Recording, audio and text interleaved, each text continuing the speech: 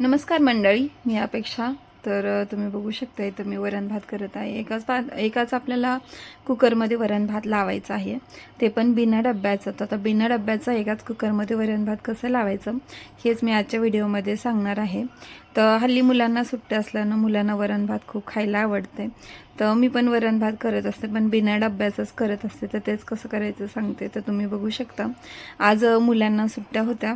शिवमला सुट्टी असल्या की मग दोघंजण असं टी व्ही बघत असतात आणि एकदम टाईट होऊन इथं दोघंजण टी व्ही बघत होते आणि मी आपलं स्वयंपाक करत होते. यांच्याकडे बघून मला मस्त वाटलं की चला दोघंजण ॲटलिस्ट बघत आहेत सोबत सोबत.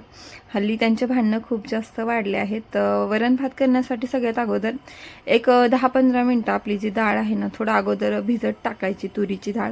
आता इथं मुगाची डाळ मी मिक्स टाकते. नंतर कुकरला भात आणि ग्लास तसंच ठेवायचा. ग्लासमध्ये तुम्ही बघू शकता मी ग्लासमध्ये लावलं होतं त्याप्रमाणे, आणि एकदम स्लो गॅसवर तिकडं बाजूला मी शिजायला ठेवलं आहे. आता आपल्या चपात्या वगैरे होस तर ते एकदम इझिली शिजून जातं. ग्लासमध्ये थोडीशी तुरीची डाळ आणि थोडीशी मुगाची डाळ एक 10-15 मिनटं शिजली की कुकरला अगोदर तांदूळ धुवून घ्यायचे आणि नंतर ग्लास त्याच्यामध्ये ठेवायचं एकदम मधोमध, आणि एकदम छान असं शिजून होते. तर तुम्ही बघू शकता इथं माझ्या चपात्या झाल्या होत्या. तोपर्यंत इथं माझं कुकर शांत मी केलं होतं, कारण ते शिजून झालं होतं. कारण मला आयडिया आली आहे, एक स्लो गॅसवर एक 10-15 मिनटं ठेवून द्यायचं. एकदम छान असं शिजतं आणि तुम्ही बघू शकता किती छान असं शिजलं आहे. एकदम गाळ अशी डाळ होते. आणि या टाईपमध्ये मी दरवेळेस तुरीची डाळ आणि भात एकाच कुकरमध्ये बनवते विदाऊट डब्याचं, आणि भांडे पण जास्त पडायची गरज नाही, आणि वरण आणि भात दोन्ही पण इथं आपल्या रेडी होऊन जाते.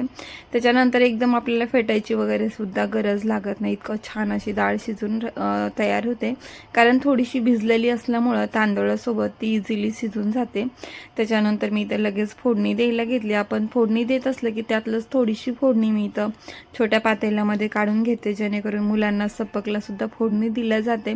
आणि नंतर त्याच्यामध्ये मी मसाला ॲड करते. तर त्याच्यानंतर इथं मसाला वगैरे टाकल्यानंतर फोडणी झाल्यानंतर इथं बारीक अशी कोथिंबीर करून दोन्ही वरणामध्ये टाकली होती. आणि आजच्या जेवणासाठी वरण भात चपाती तर माझं रेडी होतं. तर तुम्हीसुद्धा एकदम असं बिना डब्यामध्ये डब्बा लावता इथं वरण भात तयार करू शकता. चलो बाय, परत भेटूया.